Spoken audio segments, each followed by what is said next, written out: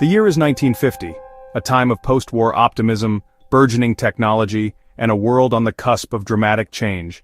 But tonight, something extraordinary is about to disrupt the ordinary fabric of reality.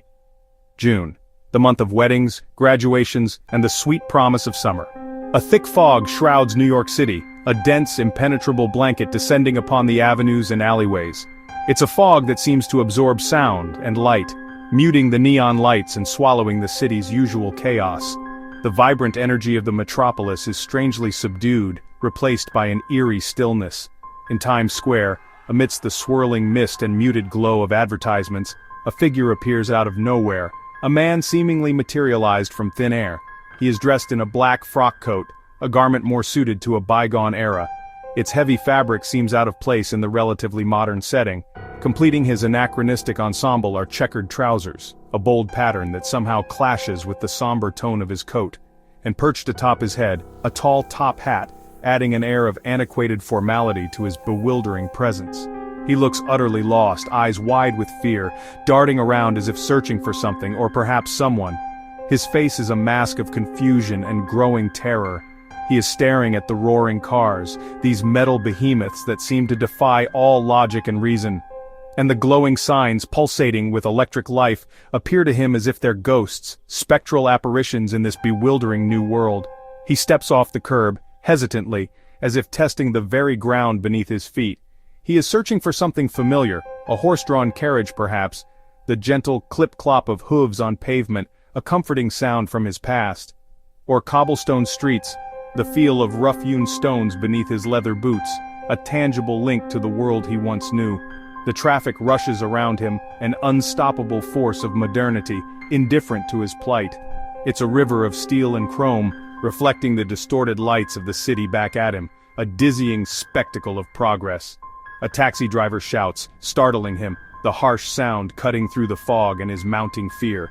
The man stumbles, panic now clearly written across his face, a desperate plea for understanding in his eyes. He's a ghost in the wrong century, a misplaced soul adrift in a sea of unfamiliar technology and bewildering customs. He is adrift in a world he can't comprehend, a world that seems to mock his very existence. Suddenly, in a moment of utter disorientation, he steps into the path of an oncoming cab, its headlights piercing through the fog like accusing eyes. Tires screech, a high-pitched shriek of rubber against wet asphalt. The impact is swift, brutal, and irreversible. His body is thrown into the air, a ragdoll tossed carelessly by an uncaring force. He is silhouetted against the streetlights, a fleeting image of a life tragically cut short. He lands hard on the wet pavement, the cold, unforgiving surface offering no comfort in his final moments. For a moment, the city holds its breath, the cacophony of urban life silenced by the sudden tragedy. Traffic halts, a sea of metal and glass brought to a standstill. Faces emerge from the fog, drawn by the morbid curiosity that lurks within us all. They are shocked and pale, their expressions reflecting the unsettling reality of death in the heart of the city. The man from another time lies still, his journey through the ages ending in a violent and senseless act. His journey ending as abruptly as it began, a life extinguished before its time, a mystery left unsolved. In the heart of Times Square, a mystery is born, a riddle wrapped in an enigma, shrouded in the fog of time. A man out of time, a stranger in a strange land, a victim of circumstances beyond comprehension. Lost and found in a single tragic instant, his presence a fleeting anomaly in the grand tapestry of history. Who was he? A traveler? An escapee? A figment of the fog itself? Where did he come from? What distant era did he call home? What cataclysmic event propelled him into this unfamiliar present? The city would soon be asking questions, clamoring for answers, demanding explanations for this impossible event. Questions that no one could answer, mysteries that would linger in the city's collective memory for decades to come.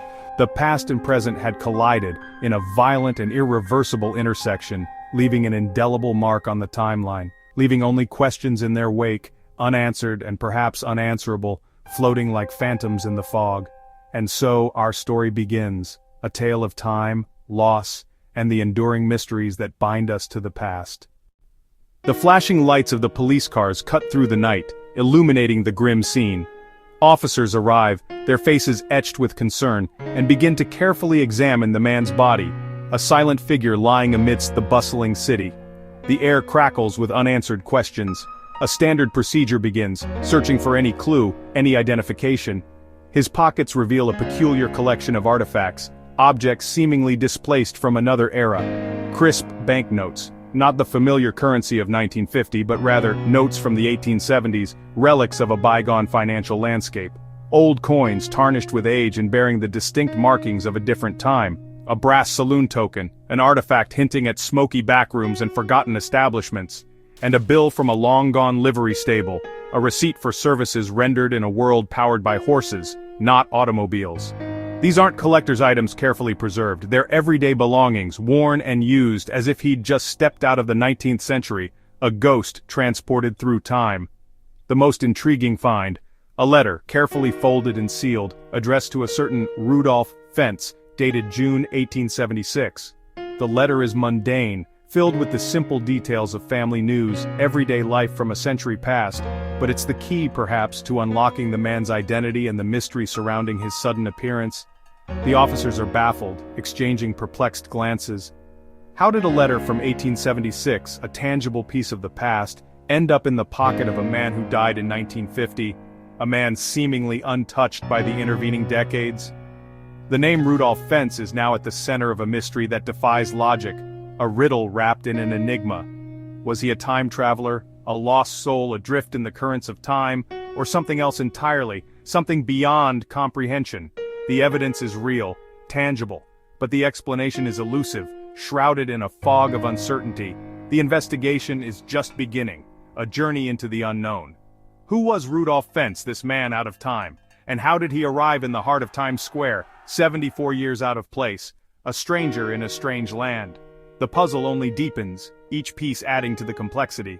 The past has left its fingerprints on the present, a ghostly echo resonating through time. The perplexing case of Rudolph Fentz lands squarely on Captain Hubert V. Rhimes' desk at the NYPD Missing Persons Squad. It's a case unlike any he's seen before, shrouded in mystery and defying all logical explanation. Rhimes is known as a practical, no-nonsense man, a seasoned detective who relies on facts and evidence. But from the outset, nothing about this case feels ordinary. The details are bizarre, the circumstances improbable.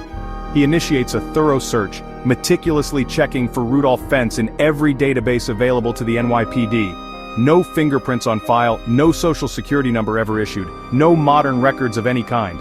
It's as if the man simply materialized out of thin air. The Fifth Avenue address listed on the mysterious letter found in his pocket now houses a modern commercial building, offering no clues to its past. The building stands as a stark contrast to the antiquated details of the case. The man is a ghost, a phantom in the system, leaving no digital footprint, no trace in the modern world. Rheem, driven by a need for answers, sends the peculiar clothing found on the man for analysis. The results come back confirming the impossible. Authentic 1870s garments, meticulously crafted, showing signs of wear and tear, undeniably real and certainly not costumes.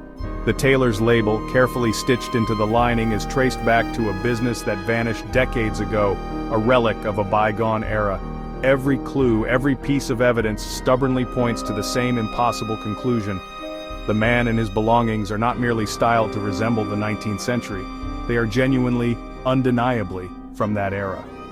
With no modern leads to pursue, and increasingly baffled, Rheem makes the unconventional decision to turn to the past for answers. He painstakingly digs through dusty old city directories, yellowed and brittle phone books, and meticulously examines census records dating back to the 1870s, hoping to find a connection, a name, anything that might shed light on this enigma. It's a tedious and time-consuming search, a needle in a haystack endeavor, but Rheem is a man of unwavering determination. Somewhere within the fragile, yellowed pages of history, amidst the faded ink and crumbling paper, he clings to the hope that he will unearth the truth behind Rudolph Fentz and his impossible arrival. The present, with its advanced technology and vast databases, offers no answers, only more questions. Perhaps the past, with its forgotten records and untold stories, may hold the key to unlocking this baffling mystery. The mystery surrounding Rudolph Fentz only deepens with every step of the investigation, pulling Captain Rheem further into a world of unanswered questions and historical anomalies. Weeks pass as Rheem and his team scour dusty archives. Finally, a breakthrough in an 1876 city directory, they find Fentz Rudolph at the same Fifth Avenue address. He was real, a resident of New York, not a phantom. Old banking records and social registers confirm his existence. Rudolph Fentz was a man with roots, a life, a history, but the discovery only raises more questions.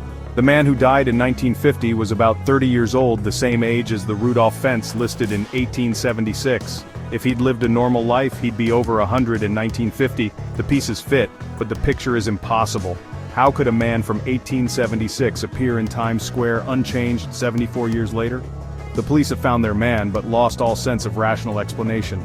The case is now a paradox. The past and present refuse to align. With Fentz's identity confirmed, RIM searches for what happened to him after 1876. There's no death certificate, no obituary, no census record. Fentz vanishes from history after that year. In a close-knit era, such a disappearance is highly unusual. RIM checks old missing persons reports. He finds one filed by Fentz's family in late summer 1876.